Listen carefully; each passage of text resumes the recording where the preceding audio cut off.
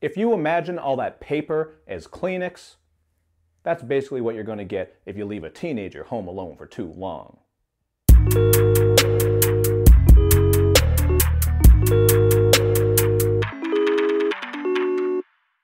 What's up, everybody? It's Luke James, not the singer. If you're looking to get your music reviewed, you can hit up this email. That's right here. But today, we are going to talk about this new album from Vic Mensa called the Autobiography.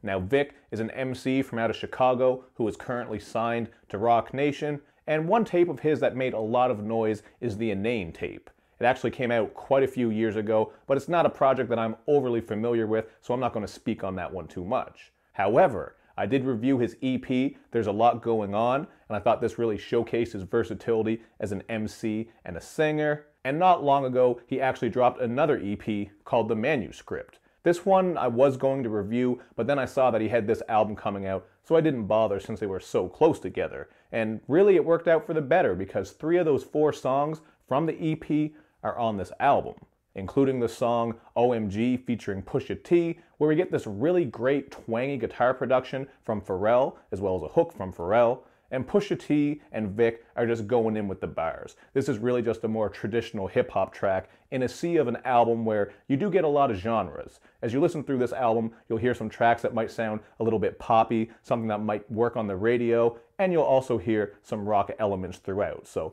we will talk about that a bit later. But I really want to start off with the song Didn't I? I absolutely love the Durando sample on this. You might recognize it from Breaking Bad, and content-wise, I thought this was the perfect way to kick off an album called The Autobiography. You got Vic going into detail about how he came up in Chicago, and despite how busy he's been with his music, he's still been there for all his loved ones. And the second verse in particular gets very, very nice. He's going in about how much he loves his father, how much he's learned from him, and how he's always been there for him. I actually really like that line where he says something about how back in the day, his father hated seeing phone calls from Vic because if it was from him or a phone call about him, it was likely something bad going on. But now his father loves hearing from Vic and about Vic because he's just turned his life around. I thought that was a very cool way for Vic to speak on how far he's come as a man and how he has matured not just in the music game, but in life. And really, this album is at its best when Vic is opening himself up and letting us into his world. I really like the track Memories on 47th Street, where again he's detailing what it was like to come up in Chicago, and he raps about how his parents really kept him off of the streets as best as they could and tried to raise him amidst all this gang violence and warfare. So that was something that was very interesting. We hear a lot of artists from Chicago rap about these sorts of things, and I didn't really know too much of Vic Mensa's story, so I appreciated that he was able to give us that throughout this project. I also really like the electric guitar on this production. And speaking of electric, there's one part on this song where he brings up that he almost died trying to sneak into Lollapalooza. Apparently, he was trying to climb a fence, something along those lines, and he got electrocuted, and then he fell 30 goddamn feet. I can't believe he survived that shit, because that sounds like something you'd see in an ECW match. You know what I'm saying? I'm talking about New Jack versus maybe Sabu. There's also a very creative track on here called Heaven on Earth, and in some ways, this one did remind me of Eminem's song, Stan. The reason for that is that Vic is rapping from multiple point of views, and there is a sort of theme where he's writing to people here. So on that first verse, he's writing to his friend who was murdered and just letting him know what's going on with him and how much he misses him. And then on that second verse, it's his murdered friend Cam speaking to Vic about how he's just seeing all the great things he's doing and advising him to just stay close with his friends and family and away from the streets. The verse that really stuck out to me, though, is that third one where Vic is just imagining the things that the killer of Cam would say. So he's writing from this killer's perspective, who he doesn't know. And it was just very interesting to see his take on that, because in that verse, it's almost as if Vic is showing some understanding. Obviously, he's not happy that his friend was murdered by this guy, but in the verse, Vic is writing about how the streets of Chicago can take people down and get them caught up in a lot of situations. So he's not naive to the shit that goes on in the streets when people are involved in things like guns and drugs. I just thought that was very interesting. It showed that Vic is certainly a thinker and he can think outside the box. Really just a cool concept track. The beat on it also fit nicely, thought it had a bit of an eerie feel to it, and the Dream brought some whispery vocals that tied in nicely. So this was one of my favorite tracks on here, And one line in particular that stuck with me is when Vic said that his friend got something he didn't deserve, like Macklemore at the Grammys. Whew, boy, that shit is colder than witch tits. There's really just no shortage of great content on this album, and I think Vic's ability to speak on his own stories and issues while also touching on social issues is one of the things that will make him really work as an artist and help people connect with him. On the song Rage, for example, we get this rock-infused track that explores his thoughts in regards to depression and suicidal thoughts, both of which he has dealt with.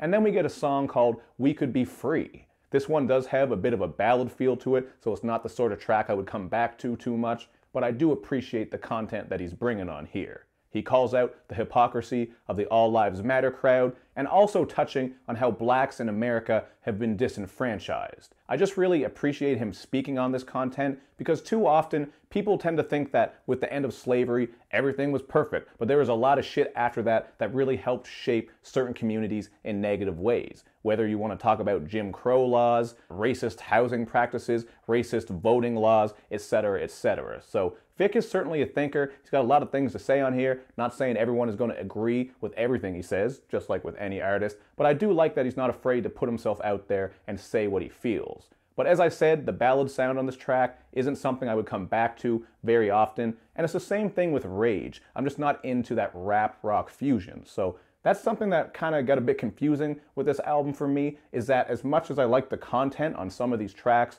I still couldn't just vibe with the overall sound. Doesn't make them bad tracks, just means I won't listen to them too much and I can only appreciate certain things about them.